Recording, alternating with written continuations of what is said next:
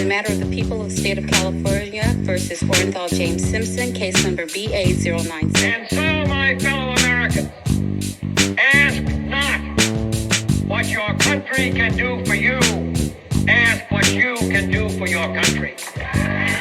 There we go. We are up and live and recording. Taylor, how are you? I'm good. How are you? I'm good. I'm a little stinky. Just got back from yoga, and I want to apologize yet again for needing to move the timing of this recording. I wish I had a really good reason other than the fact that I was extremely tired and kind of lazy and wasn't feeling super productive. That's cool. I was like on Saturday night, I was like, oh, I could write, but then I was like, maybe I won't or whatever. But then the power went out for 12 hours because it was the windiest day of my entire life. So like seriously, actually insane. And so I just went to bed because what can you do? Yeah. I wish I had a better excuse than that. So I really appreciate you being flexible. But on the plus side, I just ordered 6 boxes of cookies from I know you did. Lowe's. Thank you. Yeah, there you go. I know. So I redeemed myself to whatever extent I am a redeemable You did. person. We did hopefully our last 2 cookie booths this weekend. I think we might have one more next weekend, but man, I'm ready to have that be over. And then the next weekend, baseball games start on Saturday. So, no rest. And then are you gonna be hawking cookies for the baseball team, or are you done with that? No. Cookies are with Girl Scouts. Those are almost done. But I'm Miles's baseball coach. Oh, So got it. we have practice twice a week, and now then we'll have games on Saturday, and it's super fun. I got 10 little cutie patooties on my team. Very, very cute little Yeah. patooties. Yeah. Cool. Well, we'll go ahead and kick things off. This is, of course, Student to Fail, joined here by Fars and Taylor. We are going to be covering 2 stories this week. 1 story by me, 1 story by Taylor. They're going to be fun. They're going to be exciting. I think, hopefully, presumably. And you are drinking some Moscato, if I am seeing that Pinot clearly. Grigio. Pinot Grigio.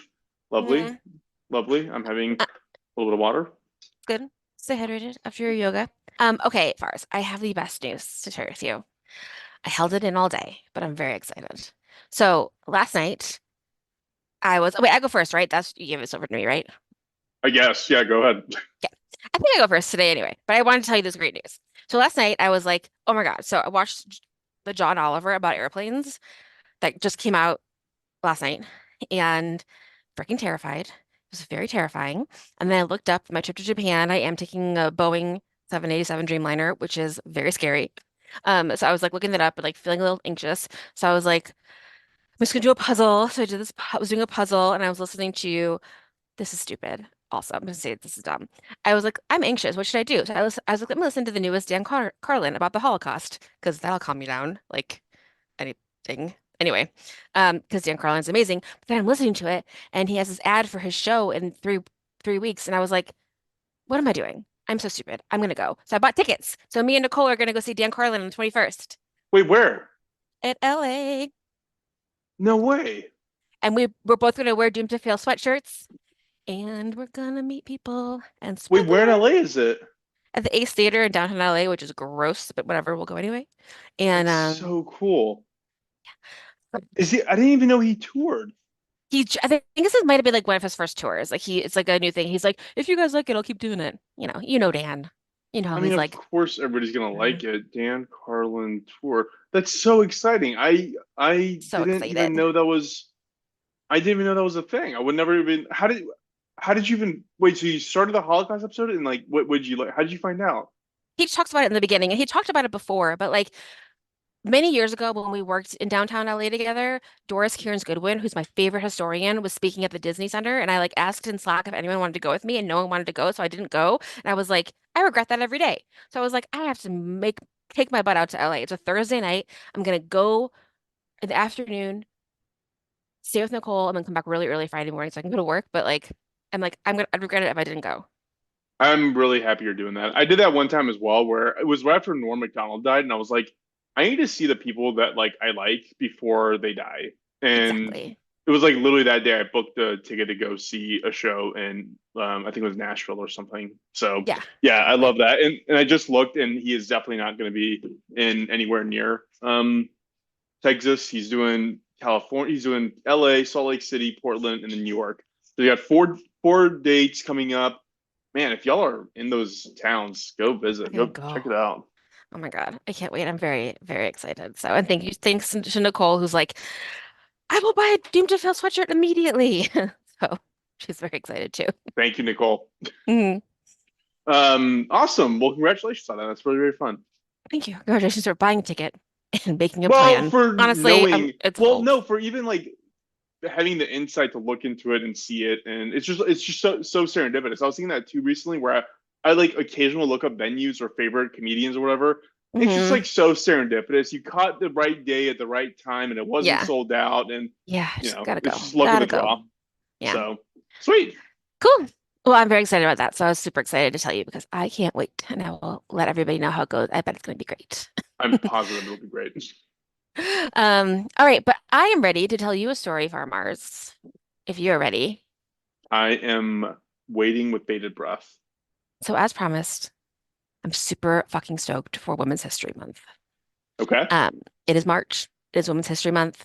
I did tease last episode that I will do a Women's History Fire next week, and my friend Morgan got it right away. She texted me. She knows exactly what it is. If you know, you know.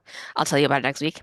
But I wanted to take a break from fires and tell you about a woman who is one of the most famous women of the 20th century.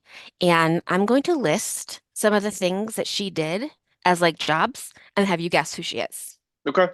Okay, so super famous. Helen Keller. No, but that would be interesting. I'll put that on my list. Okay. She's actually wildly successful, which is like crazy because I would not bother learning another language if I was Helen Keller. It's just very famous. Totally. Totally. No. So this woman was a college student studying medicine at Columbia.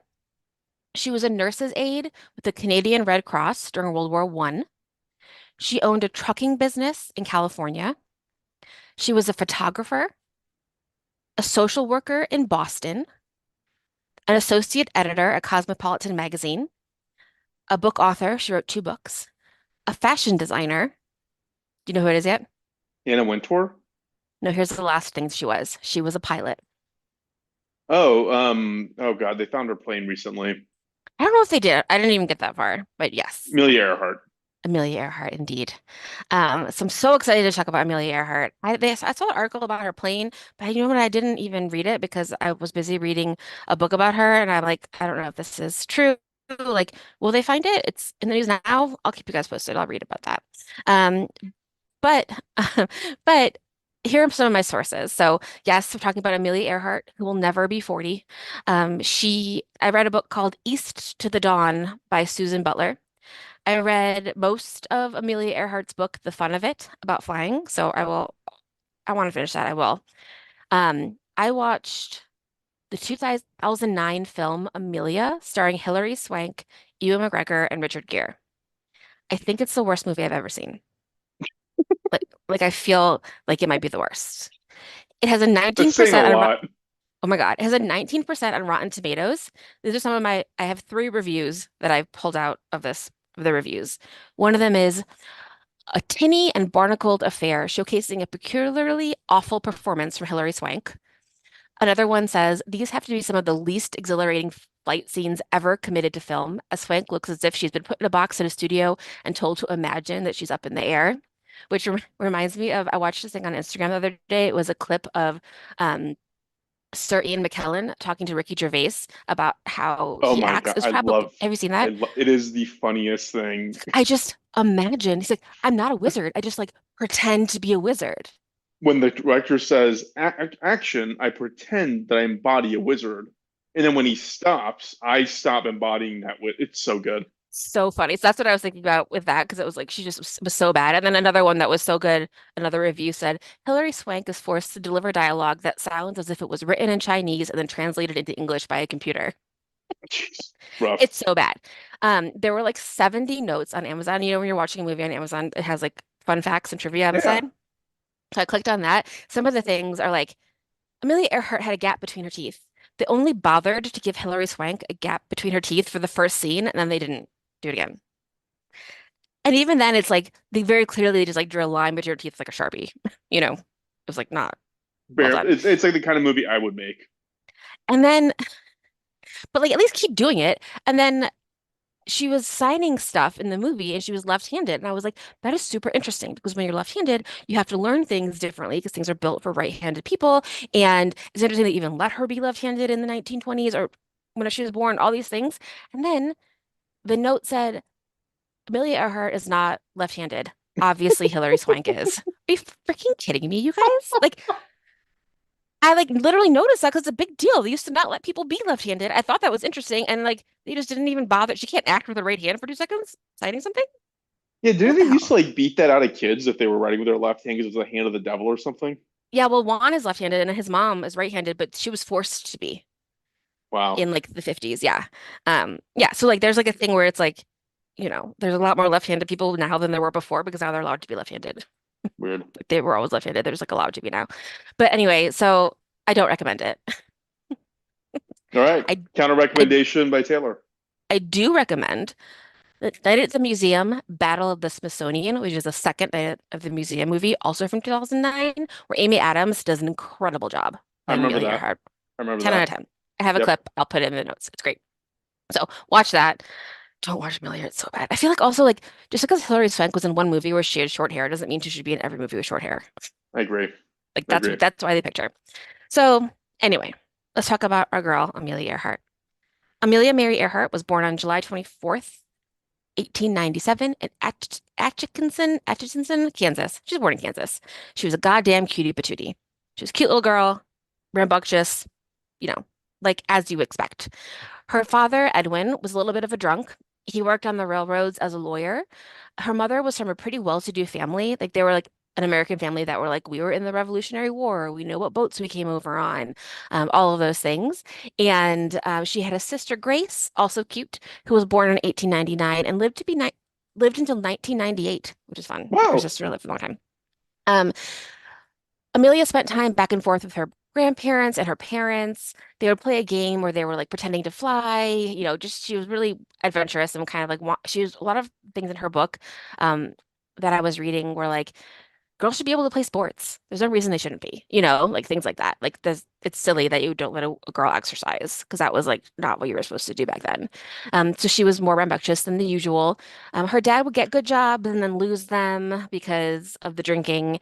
At one point, he had a good job on a railroad and they traveled around the country and they had a Japanese butler, which was like exotic and cool, and he would like bring them things on the train, which sounds Fun. really fun.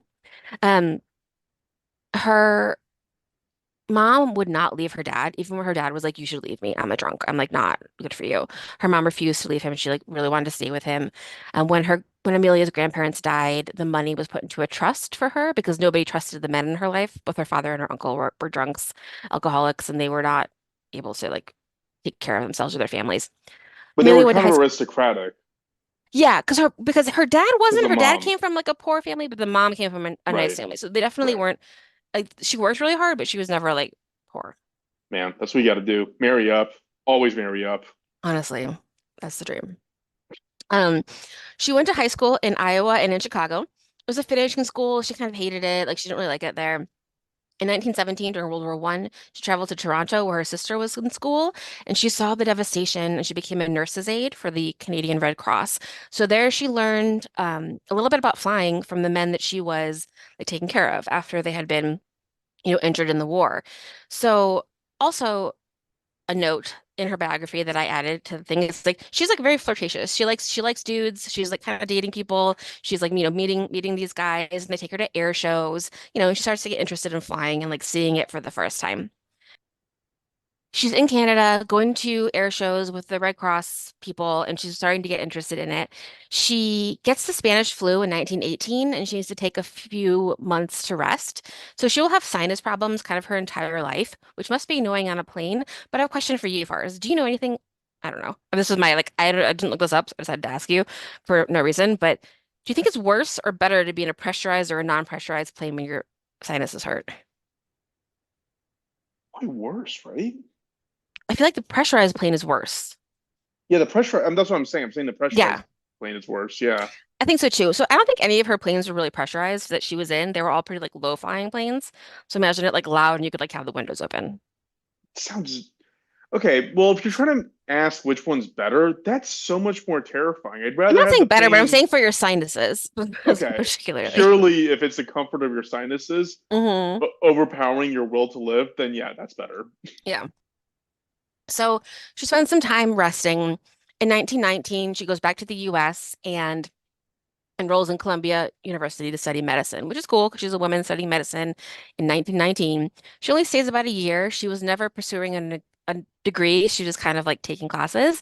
And then I looked it up because I was like, oh, okay, that sounds very casual to be able to do at Columbia. In 1919, the tuition for undergrad was $200. Guess how much that's equivalent to in 2024? Um, $43,000. No, wait, hold on. I have to look up. So, no. $200 from 1919 is $3,718 in 2024 money. Guess how much tuition is at This Columbia? is such horseshit. This is absolute horseshit. I literally hate everyone. Tuition at Columbia is $66,000. I just watched a video of a woman saying that she had $70,000 in student loans and she just pulled up her statement. She's been paying on it forever. And she realized that she's down to like 65,000, but overall paid $120,000 in student loans so far. It is just That's where I am. I am, I'm not, I'm finally hit my middle where I'm finally under the half, but I've been paying for 20 years. You know, it's crazy. I got yeah, it's I mean my law school student loans. I mean, they will outlive Yeah, whoever inherits what meager estate I have left. absolutely. It's insane. So that sucks. Everyone sucks. But so now that she like leaves school, she's like kind of cute there. There's like pictures of her that she would like climb the tower and like be a little adventurous there. But she starts to think about flying, and flying is pretty new right now. Like planes are open, like you have like your little shield, but like you are open in the air. I also read a book about the Wright brothers that was pretty interesting. And all this happens like really fast after they figure it out. One of the Wright brothers dies pretty young, but the other one lives to see the atomic bomb dropped. Like there's a lot. It happens pretty fast once they figure it Yeah. out. I also had an idea for a TV show. Have I told you this? Called The Right Stuff with like WRIGHT. And it's the Wright brothers just bumbling around because their sister Catherine was actually smarter than both of them.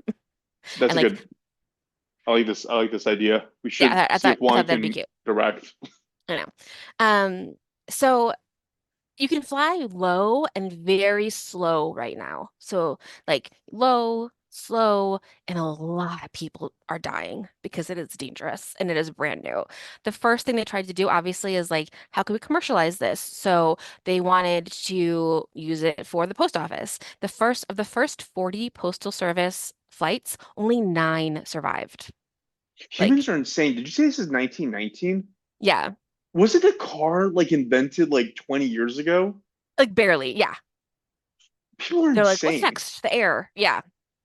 And it's just very, very dangerous. And also like there was no way out. Like no one parachuted out of a plane until 1921. So like they didn't even have parachutes. So like if your plane was crashing, there's nothing to do. You couldn't eject, you couldn't get out of it. So Amelia is at Columbia, but not really loving it. I wrote like I don't know, she's special. I lean towards cute, but I mean cute like she's a gem. Like I don't know. I kind of feel a way about her that I feel about like Teddy Roosevelt. Like I love their like excitement and like their thirst She for sounds adventure. like what you would consider a whippersnapper. Yeah, it's a whippersnapper. That's pretty good. That's a good one. Um, I love that. She leaves New York, goes to California to be with her parents. She convinced her dad to take her to some more air shows. They go to one in Long Beach on December 28th, 1920. And she had her first flight the next day with a pilot named Frank Hawks, which is a dope name for a pilot. And she said, quote, by the time I had got 200 or 300 feet off the ground, I knew I had to fly. And that's like her thing. She just like had to do it in her heart. And sometimes I'm like, people who climb Mount Everest and they die, I'm like, you're dumb. Like, why did you do that? You're stupid. But like this time I'm like, she like needed to do this. This was like, we needed Amelia Earhart. Yeah, I wouldn't say like Sir Francis Edmonds or whatever is dumb. I mean, I think if you're doing it now because you're worth $3 million and are like, Right. this is how I can get away from my wife and kids for 6 months, that's a stupid way to die. I think that is exactly right. I think it's like Or It's like going down to the Titanic. That's a stupid way to die. right, but like the first people to do these things that are like really exciting, like someone has to do it, like why not her, you know? Right. So in California, she got lessons from a woman named Netta Snook, and she got her license. Um, Another thing that I'm not going to get into the details about are like airplanes, but there's so many different airplanes being made, and it's like very specific. Like if you are like a couple pounds overweight, then like it's not going to work. You usually need to have a navigator and a pilot. So the navigator can be like looking at the map, looking at the stars, looking at the wind, doing all the things, and the pilot actually controlling the plane. And you also have to own a plane. So it's an expensive hobby to have because you have to have a plane. She has a small trucking company with her friend. She has some odd jobs. Um, in 1921, she buys a Kinner Airster biplane. It's bright yellow. She calls it the Canary. And that's when she buys like a aviator coat, you know, like what you think Yeah, of the a pilot jacket. wearing. Yeah. Yeah. And hers was like obviously new and she was embarrassed, so she slept in it and like stepped on it a bunch to like, make it look dirty like you do to look cooler. Um, I do get that and actually because I almost bought an aviator jacket, like a really authentic, like wool and leather one. And I was like, I look like the biggest asshole in the world wearing this thing. you have to earn it, I think. Yeah, So in October 22nd, 1922, she sets the record for altitude for female pilots at 14,000 feet. And a lot of this is like men are saying that women cannot be pilots. And actually, Juan's cousin's husband was in the Merchant Marines and he was saying, or the Coast Guard, and he was saying that like women, he thinks women make better pilots than men because of the attention to detail. And whatever it is, like this is one of those million things where men didn't want women to do it, you of know? course. Yeah, And yeah. and of course they didn't want to do it because of their periods. Really? That's what it And boiled down to? yeah. And Amelia was like, you know, there are, if a woman really, really feels so terrible on her period, she knows it and wouldn't pursue this. But everyone else, you never know. Like, we are all having our periods all around you all the time and everything's fine. So she was definitely like talking about that. There are some things that she does talk about in her book about like you have to obviously have good eyesight. You have to have really good depth perception. That's really important to know how far away from the ground you are and how far away things are. So you also need to be able to stay awake a long time because you didn't really like have a co-pilot to switch out with. You would just have to stay awake for these like 20-hour flights. So in 1924, all of the money from her mom's family is gone. Like she spent it on her things. Her dad has spent it. Like she just doesn't have that independent income anymore. So she tries to be a photographer. She got a video of oil sprouting in California and sold it to a real estate agent. So she like does little things. Her parents finally get a divorce, and she moves to Boston and becomes a social worker at a place called Dennison House. And she lives there with like it's like immigrant women, and she loves it. She's learning a lot about different cultures. She's helping people. She really likes living there. In 1927, the Nazi Charles Lindbergh flew across the Atlantic. He was like the first person to do it. And other women wanted to be the first woman to fly across the Atlantic. Not even like pilot, but like go across the Atlantic at all. Right. And one woman who really wanted to do it was a rich woman who'd been born in the UK named Amy Guest. She lived in America now, but was born in the UK. And her kids were like, you can't do it. Like she was a little bit older. They were like, no. But so she financed it and bought the plane. And that plane was the Friendship, which is a dumb name for a plane. It meant to symbolize a friendship between America and the UK. I think that's dumb. Sweet.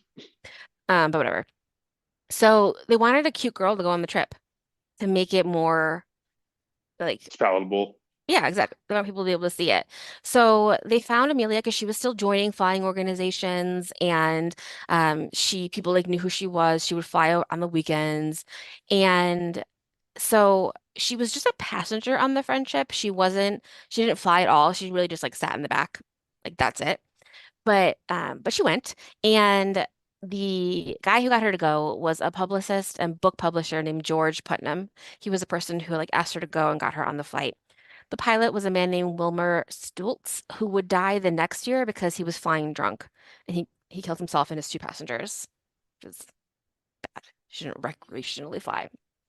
Um, there was also a man named Lewis Gordon, who was like the navigator on the plane as well. Before Amelia left, she didn't really tell her parents that she was doing this, but she wrote them letters, and in the letters, she assumed that she was going to die. And the Wow. letter she wrote to her mother, it's intense. The letter she wrote to her mother starts with, I'm sorry I had to pass out of the picture in such a way. But her But mom she was was like, dead already. no, no, her mom wasn't dead. Oh, I thought there was an inheritance. Okay, never mind. It was from her grandparents. Her mom was Oh, dead. got it. Okay, yeah, yeah, So okay. she wrote to her mom and her sister, and she was like, the letters were to be delivered if she didn't make it, kind of letters.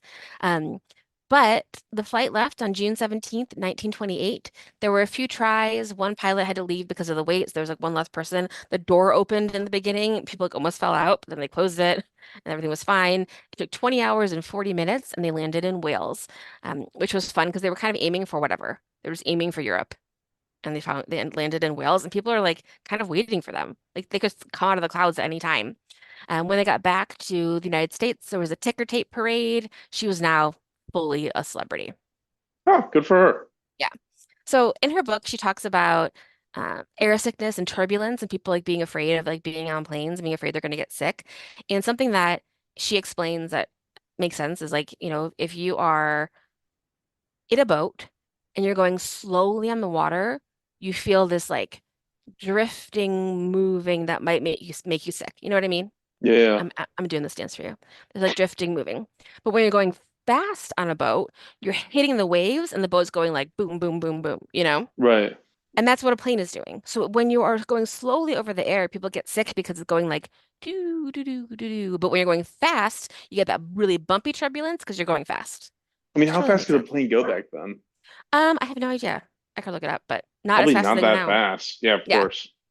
Um, but she talks about how it's safer when you go faster. It's like when you are on a freeway, it's like harder to merge in, but once you're on the freeway, it's like easier. So she kind of Right. talks about flying like that. During this time, she's also BTW, engaged to a nice young man named Samuel Chapman. He's a chemical engineer that she met when she was in Boston, and he waited for her for a long ass time, like several years. Um, she's now a celebrity. She kind of pretended that she was still going to be a social worker. She moved to New York. She lived in a settlement house there where she would have met Frances Perkins, who we're going to talk about next week, in regards to the story we're talking about next week. But Perkins is the first woman cabinet member. She was FDR's Secretary of Labor. So we'll talk about her in a little bit. So she is working a lot with George Putnam, the publicist from before.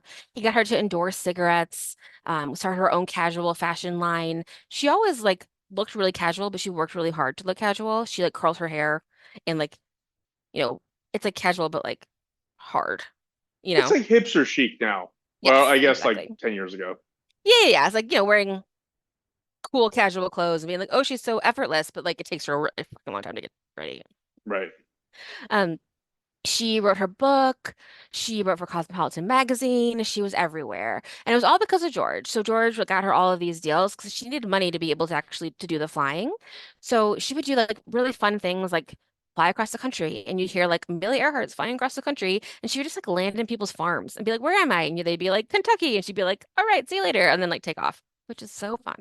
That's awesome. I love that.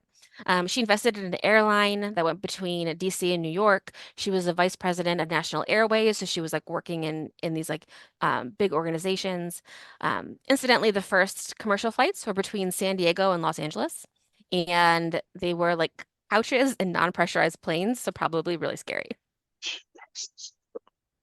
Um, so a big thing that is like her big thing and maybe her entire thing, it's about flying, but it's also that women can do anything that men can do. And she showed that through flying. She was in a bunch of races across the country. There was a women's air derby in 1929. She got together with some other women pilots and said, should we start an organization? And 99 women signed up. So they called themselves the 99s. And Amelia was the president from 1931 to 1933. The 99s still exist. They're a female pilot organization. Right now, there are about 6,000 members of the 99s. It's fun. Uh, yeah, which is fun. She's in a lot of derbies. She's setting records. On April 8th, 1931, she sets a world altitude record of 18,415 feet. That's a world record, not a women record. She also doesn't mind if she loses. She's just like in it for the thing. She's like excited for everyone. So she doesn't really like show any like upset if she loses any of these things. Eventually, Amelia breaks up with Sam Chapman, who had been waiting for her to come back and settle down. He never got married. He just never loved anybody else, Do we know which is sad. why? No, he disappears into history. Um, But Amelia is spending a lot of time with George Putnam, who we talked about earlier.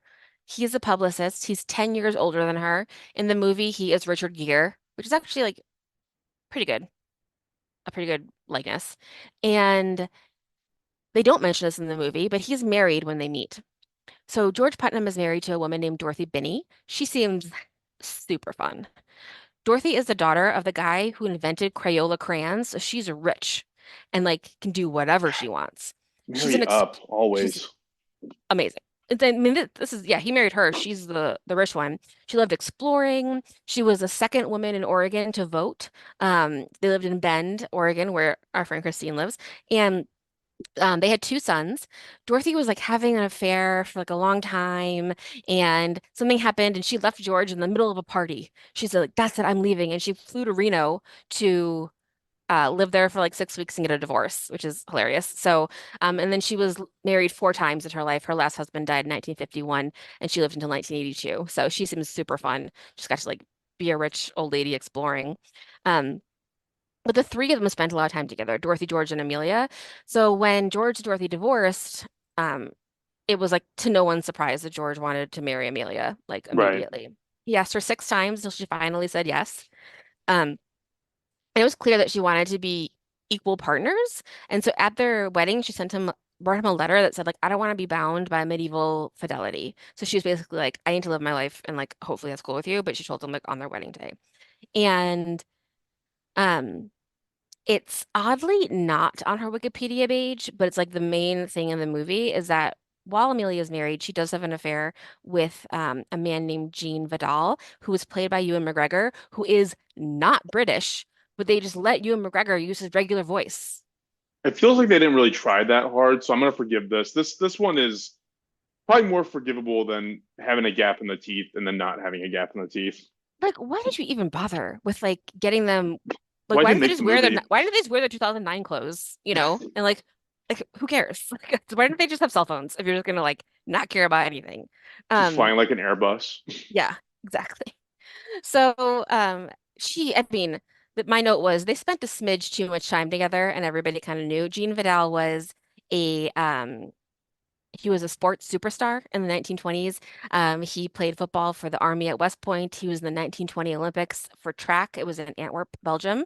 So he seems like, super cool. She really liked him. This is weird. Um, she would like women's undergarments were uncomfortable on the plane, so she would wear his underwear. So like they're definitely having an affair because you don't do that with people you're not having an affair with. And That's a good point.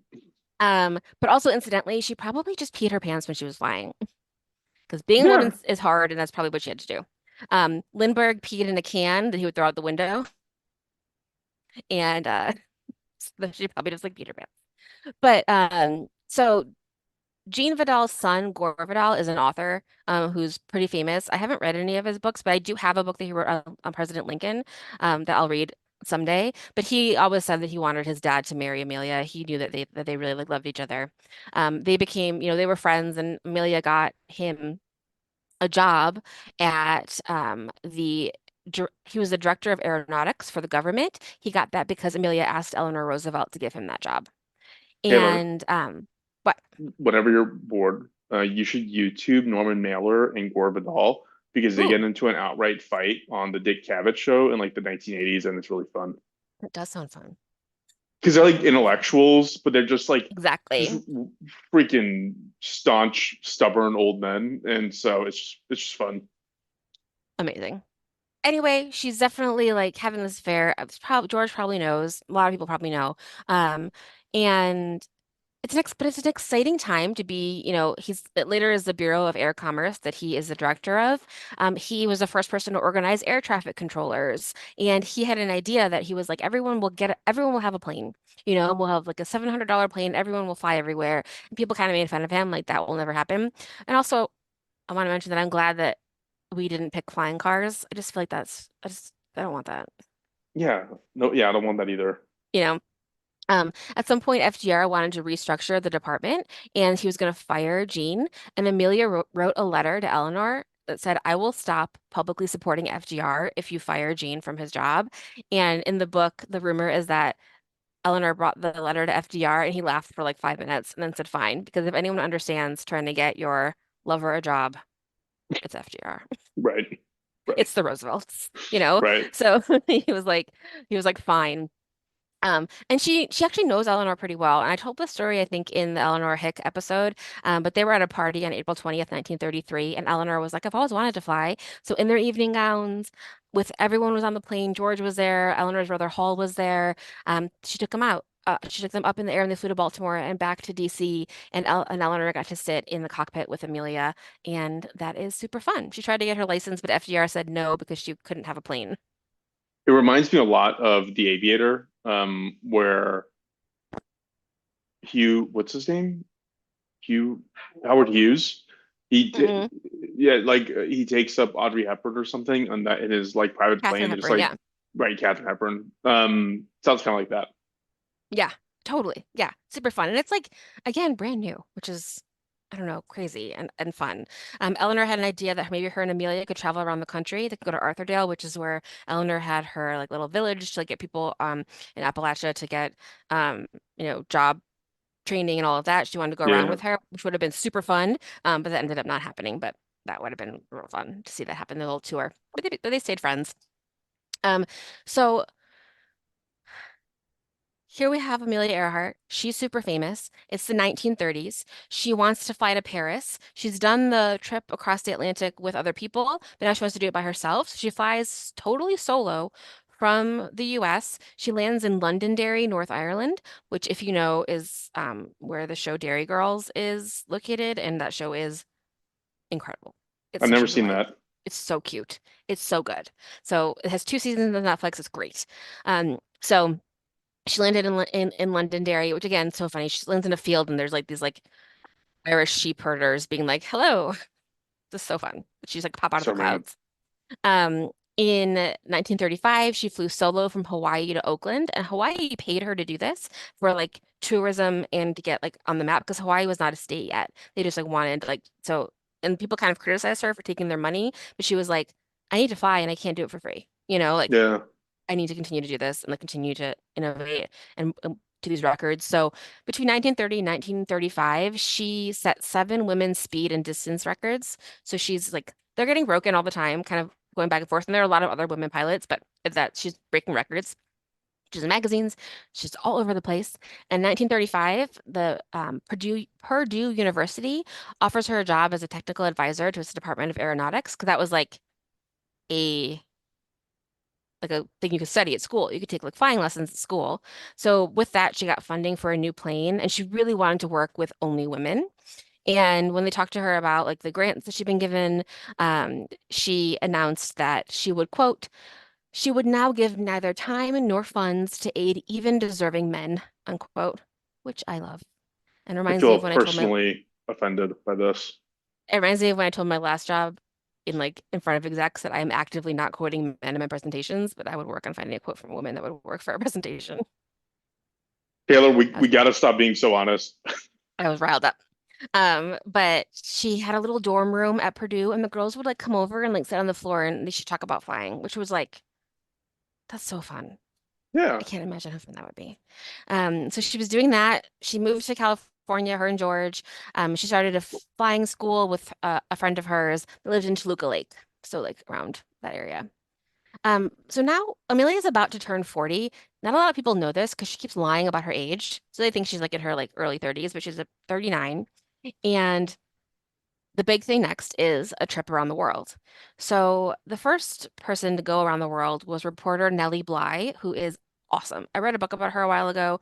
She there's also a really good drunk history about her because she like exposed all these things that the oil industry was doing in like the 1920s. And then at the end, they're like, and then everything was fine and the oil industry was perfect. And then they're just like trash and laughing because obviously everything's still terrible. Obviously not. Yeah. But she went by boat and steamship and train and all the things. But now people want to fly.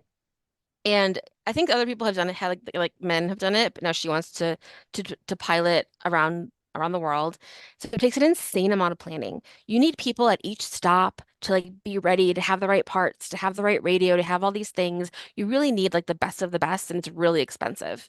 Um, She ended up with a navigator named Fred Noonan. He was great at his job. He was one of the best navigators out there. He had just divorced and remarried. He was a merchant marine in World War One. He was a navigator for Pan Am. He was 44 years old. So he was, really like the best navigator that she could get. Because the flight is going to have stops. There is an option to mid-air refuel, but Amelia hadn't really done that, so they didn't want to count on that. They wanted to be able to like stop at different islands and different places and refuel and get repairs and like whatever they needed. But Fred would be in the back of the plane and he would use the stars and like the wind and his maps and all this stuff to figure out exactly where they were. Because there's something that you have to do with like latitude and longitude and figuring out to help figure out like where you are in the sky. Um, he would sit all the way in the back and she would sit in the front and they had like a string between them and they would just like put messages through it to like talk to each other Why do you have while to they be all were the way in the back? because he had like a little desk back there. He needed a lot of room because he had like Huh. charts and maps and stuff. So All right. yeah. So on March 17th, 1937, they flew from Oakland to Honolulu. They had another person on the plane with them, a technical person. And they landed in Honolulu. The plane took 3 days to be serviced, and then they were taking off from Honolulu to go west across the world. And the takeoff failed, the crashed. So they say the landing gear went bad, maybe a tire blew, but it kind of landed nose first and skidded on the runway. In the movie, they say that she saved the day, that it was like her decision, which makes me feel like it's not true because that movie is so terrible that it might have been her fault, but Just we don't know. anything that is in the movie is not believable at this If point. it's a fact, I'm like, eh. I'm thinking that it was also like they were also saying during this time, like she had fully broken up with Jean and was just with George. I don't think she ever really broke up with Jean. I think they were both still like pretty committed to her and like they both still loved her. Um, but so now it's going to take a couple months to fix this plane that just got kind of messed up on the runway. So due to weather, because like monsoon season is starting around the world, to talk about like the weather everywhere, they decided to go east. So instead of going west around the world, they're going to go east around the world. They kind of stuck from Oakland to Miami, and they left Miami on June 1st, 1937. This time it's just Fred and Amelia, and they're in her Electra plane. They fly over like down over South America, over Africa and India, which is really cool. Like they are in these places that they never would have gone to. They're landing in like the middle of the desert in Africa and there's people there, and they're like excited and they get for gifts and like it's cool for everyone involved to be like, "Oh my God, there's a plane. I don't know what this is." It's just they're flying everywhere. Um they so I think that's super fun and I also like she's just reporting back and at different places and like telling people where she is. So they're kind of just waiting and waiting for her to check in.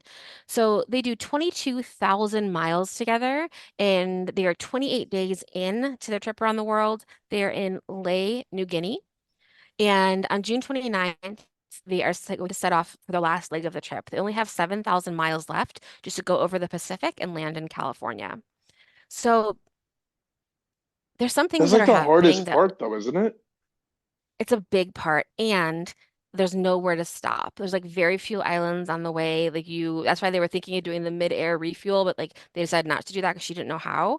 So they were like, there's it's risky, but it's like the end. She had like speaking engagements on July 4th. Like she was like, I'll be there soon. Like this is my last leg. So some things are happening that like aren't 100% clear and are like all speculation, but like she's always been willing to take risks with the weather. So she'll take off when other flyers won't because of like fog and rain and stuff. So she's willing to take a little bit of risk that way. The radio that they have isn't perfect. There's something that is like new about it. It's like a circular radio that you can see on the top of her plane in photos.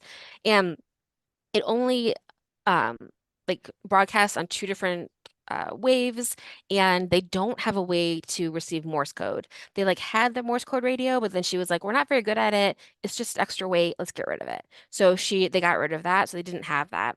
Um, Also, there's something that she might have been upset about, but no one knows what it is.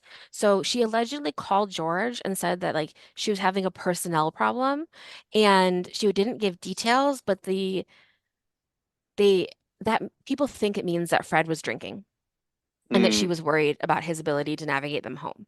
But she was like, I can take care of it. It's fine. And so then they also think maybe it was a personal problem. Maybe like they just heard it wrong or whatever. But we'll never know what happened. But she might have been a little bit nervous, but like no one will ever know. So they should have taken them 20 hours to get from New Guinea to California. The headwind coming towards them was worse than they thought. So they were going to need more gas than they had. But they weren't able to tell them that because the radios were kind of messed up. So they tried to land at the Howland Islands, which are kind of like a tiny, tiny island in between. And there was a Tasca, which was like a ship that was near there. She would her radio really wasn't working, but she kind of got through a couple times. And some of the last things that she said at 7:30 a.m. state time, she said, Earhart on Northwest says running out of gas, only half hour left. Can't hear us at all. We hear her and we're sending, this is what they said. They said she can't hear us. We hear her. We're sending on 3105 and 500 same time constantly. So they're constantly trying to radio her to tell her where to go. And they know that she's running out of gas because they heard her say that, but they can't hear her because of the something wrong with the radio. The last thing they hear from her is she says KHAQQ, that's her plane. Um, Itasca, we must be on you, but we cannot see you. Gas is running low, but unable to reach you by radio. We are flying at 1,000 feet. So they couldn't find the island they were supposed to be to land on, you know? Um, they crossed the international date line, so that might have made Fred's navigation wrong because you had to like your clock had to be perfect based on the stars, like based on all these things. And like so maybe that was why, but they were lost. They couldn't find this island they were supposed to stop on. Her last transmission was at 8:43 a.m. Pacific time. She said, "We are on the line 157337. We will repeat this message. We will repeat on 6210 kilocycles. Wait." And that was it. They never heard from her or Fred again. Um, People say that they heard her hit the button a little bit because of an emergency, just like hit the button a bunch if you can't get through. Some people say they heard that. They did have a boat. They did not have parachutes, I don't think.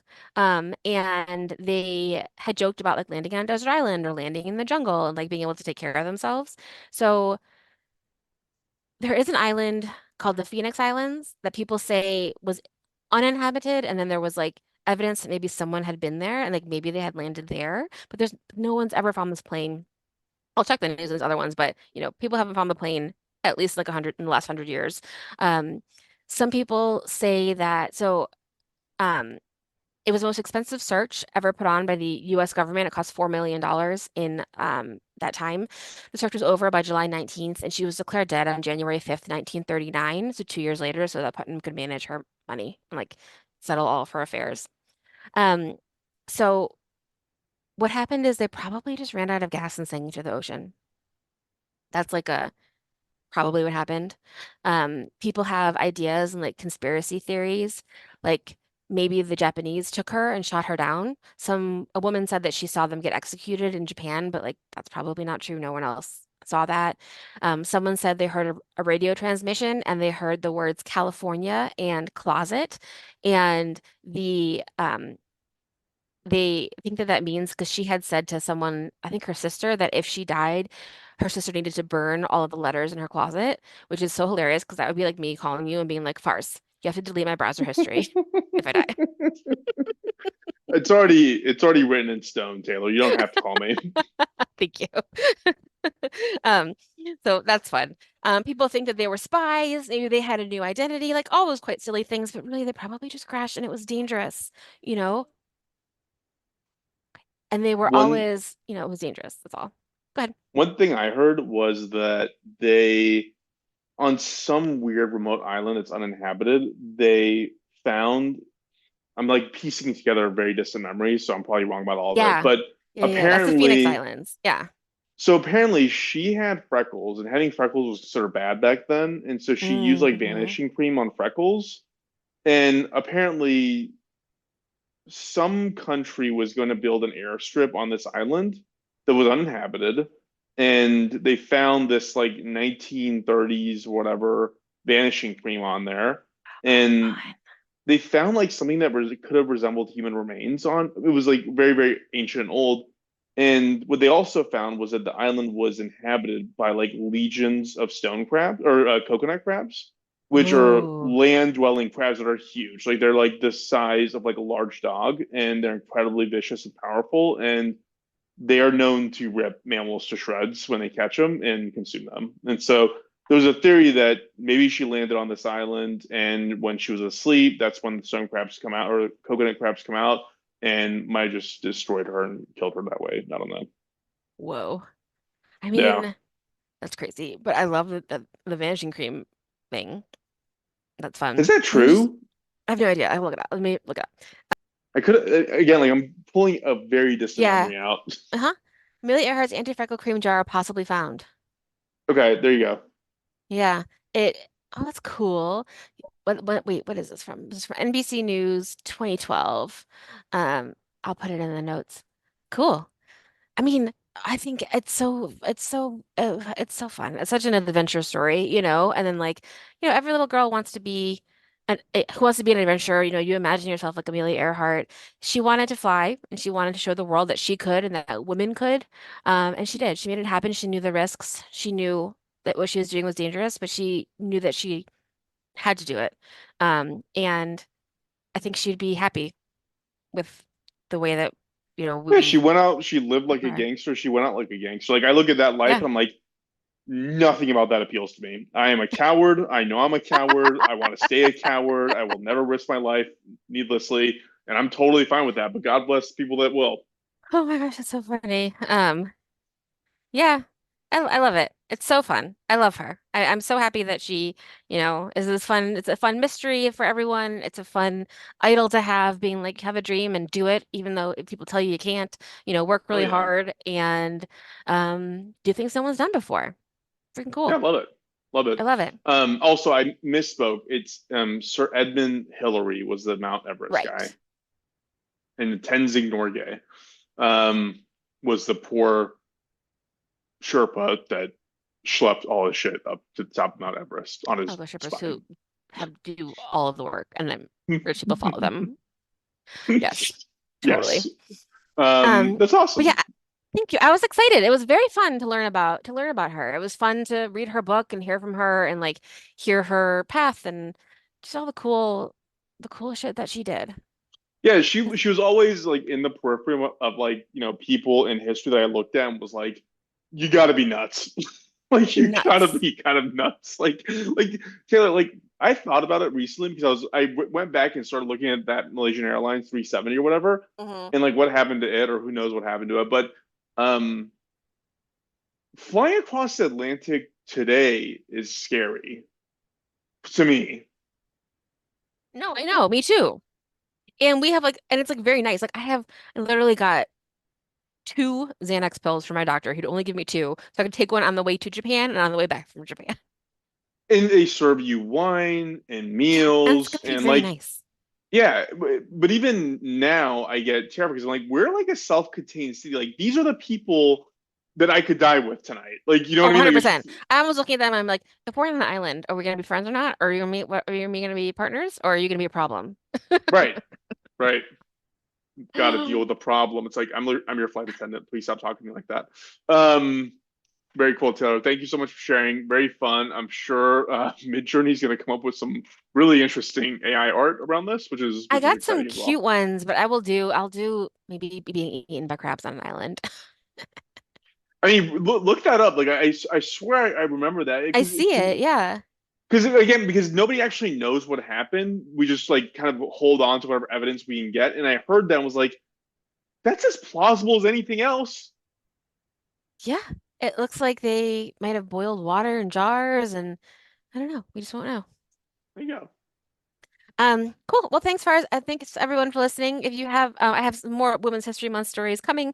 But if you have anything any ideas or thoughts, please let us know. We're at doomedtotellpod@gmail.com. If you're going to Dan Carlin's show on the 21st in LA, tell me. I'm super excited about that. And we're on the socials at Doomed to Fail Pod. Lovely. Well said. Cool. Taylor. I'll go ahead and cut this off and